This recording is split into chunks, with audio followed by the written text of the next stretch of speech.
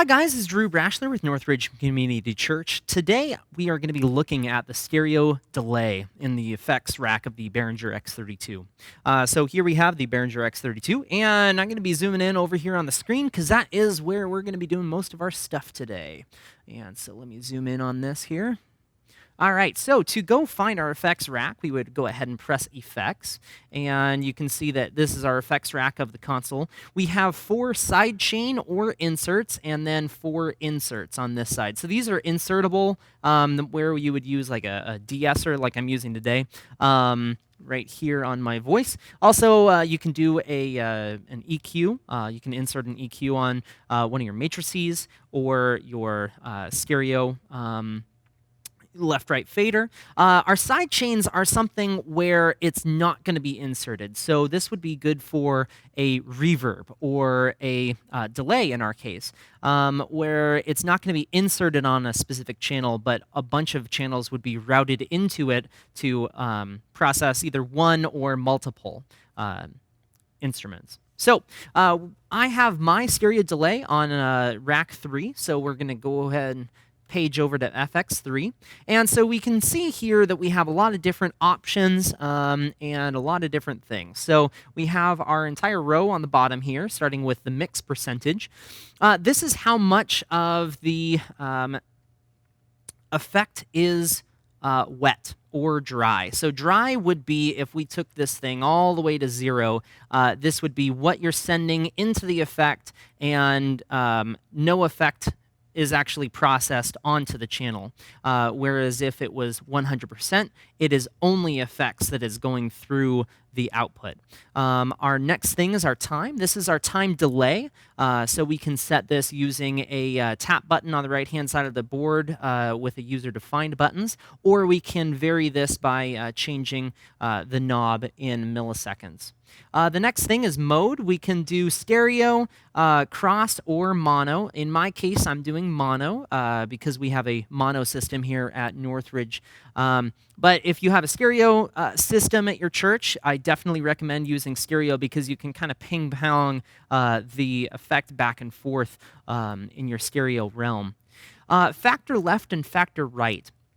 This is when the feedback happens in reference to the time. So if you're tapping out quarter notes and on your tap button, and this is set to 1, that is going to be playing quarter notes.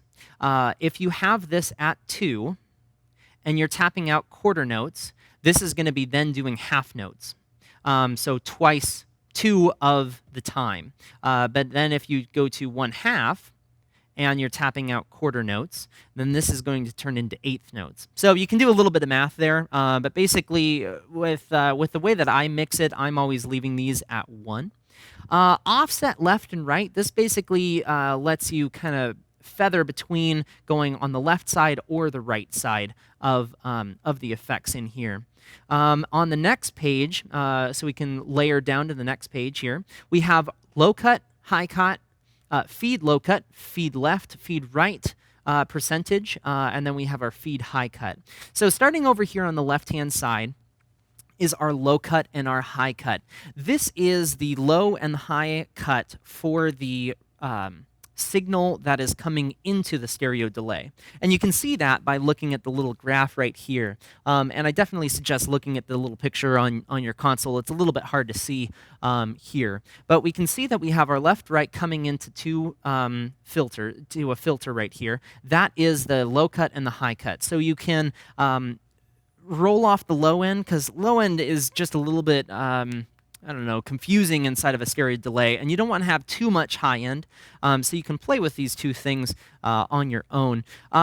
Then we have our feed low cut and then our feed high cut on the right-hand side, and then it's kind of separated by our feed percentage. Our feed low cut and our feed high cut is the feedback coming out of the delay. So it's processed, and it's actually, you can control the feedback coming into the stereo delay. And this is what would cause, a little bit of degradation in volume coming back into the stereo delay. And I'll show you guys this here once we get some music coming into the board. But we can change the high cut and the low cut to kind of give us a little bit of a bell curve of what our signal we want to have. So I currently have this at 6.6K on both the high cut of the mains coming in and also the feedback. Our low cut is above my subwoofer crossover point, just because I don't want this building up in my subs. Our feedback percentage left, and then the right, this is the percentage of the signal that is feeding back into the effect again. So you can have your signal kind of degrade a little bit in volume here. So it is percentage, so you can vary this. The higher the percentage, the more is going to be feeding back into this circuit. The less percentage, the less is going to be feeding back into the circuit. So those are the different knobs that we have here on our effect. So let me go ahead and get some music coming into this, and we can kind of play around with this and show you guys how I use this effect live. So I have a good old song called Alive in Us here, and I am playing off of my laptop with Reaper, which is a great multi-track program. And let me zoom out on this thing. There we go. Give you the whole picture of the board. So the way that I have my stereo delay set up is it's coming off of bus master 15. This is a post-fade send. And this is called tap delay down here. And then this is routing into my stereo delay. And then the return is on our aux-in effects returns, which you can see right here. And it's FX3 left and right. So this is a joint paired signals, paired channels. All right, so let's go ahead and get some music in here.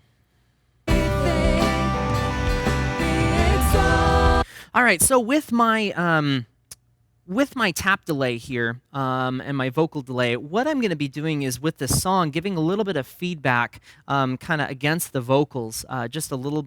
You'll see how I do it here. And there's two ways that we can do this, and I'll show you both of them here. One of them is varying the volume of the output, and then the other one is varying the volume of the input. And there's a little bit of a difference as far as the delay goes, and this is an interesting song to show it on. So I'm going to do one pass with just doing it off of this, which is the master return of the delay, and then also one pass with the input volume. I have my user-defined section over here on the right-hand side of the board, and we want to tap this in tempo with the rhythm. So here we go again.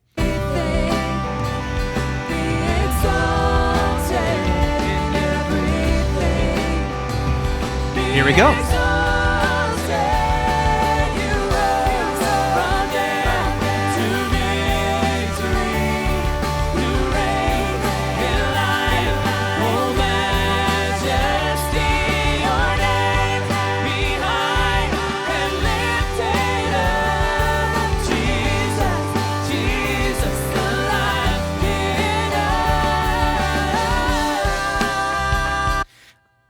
All right, so you guys could hear that kind of playing with the vocals coming back against the just as a repeat. It's definitely not in the song, but it's something that is just gives it a different feel to the song. So the other option, so this was me just varying the overall volume of the effect as into the mix. Now what I'm going to do is I'm going to put this up at 0. And I'm going to go over to my bus masters, and I'm going to vary the volume of the signals that are going into my delay. And so I'm going to keep this down here, and then whenever I want to have something go into the delay, I'll raise this up, and then turn it back down when I don't want something to go into it. This is a lot more clean of a way to do this. So here, let's check it out.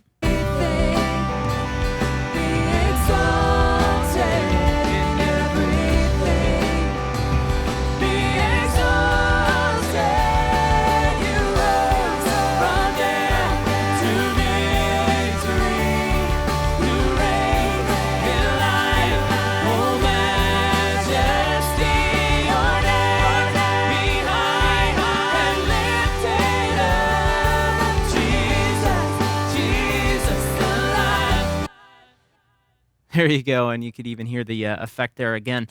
So it was just, it didn't cut off the last part of the word, and I'll give you it. I'll give you this again here. Let me pull forward just a little bit.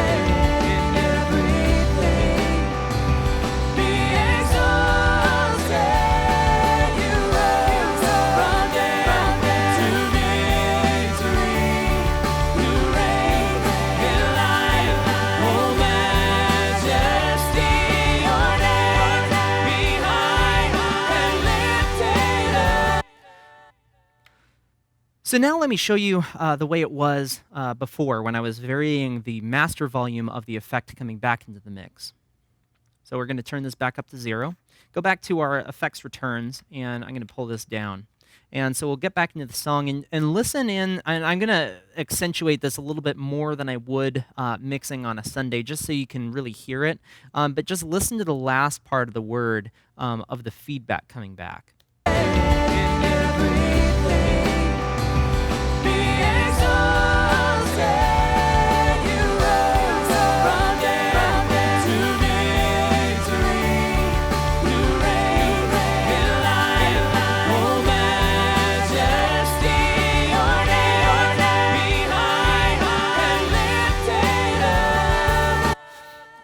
Now I have to bring this down, or it would cut off certain parts of the words that I don't want it to be into the effect.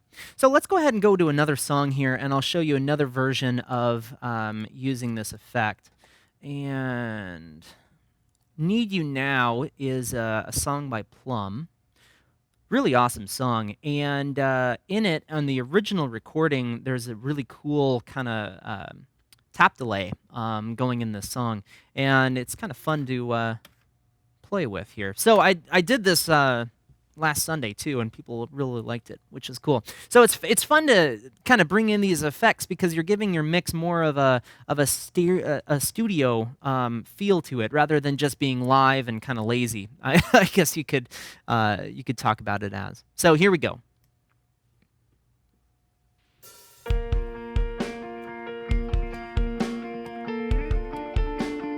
So I'm just tapping like that.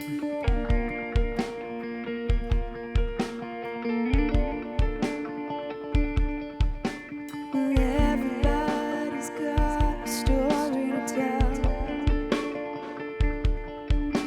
and everybody's got a wound to be healed. I'm gonna believe there's beauty here. 'Cause all it gets so tired of holding on. I can't let go, I can't move on.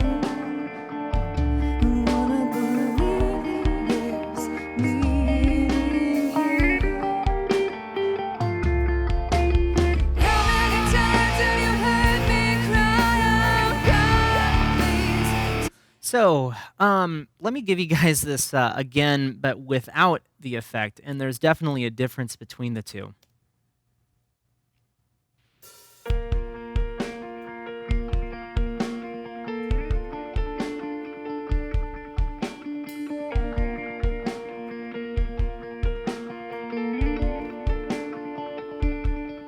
So no effect on this time. Everybody's got a story to tell,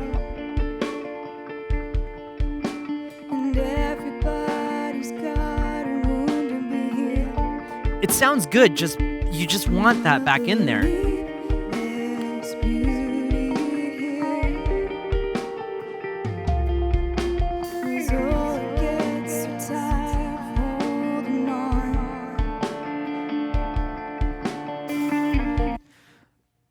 So that gives you guys an example of using the stereo delay live in your mixes. If you guys have any questions, feel free to post below. It is an effect that I definitely use a lot, probably more so than even reverbs in my room. The room here at Northridge is quite live, so adding too much reverb makes things a lot more confusing and less coherent. So but the tap delay, the vocal delay, I really, really, really enjoy using while I'm mixing, just to kind of play with the singers just a little bit. Also, make sure that you mute this thing if somebody's going to talk, because it's a little embarrassing if you have your vocal delay on, and then your lead singer goes to start talking, and then all of a sudden you have this tap delay, and it's a little bit confusing and embarrassing for a sound guy. So, just FYI, just remember that you mute that thing before your lead singer starts talking. And anyway, I hope you guys enjoyed the video. I'll be posting a lot more videos, specifically on the effects of the Behringer X32 in the following weeks. So keep watching along, and let me know if you have any questions. Thank you.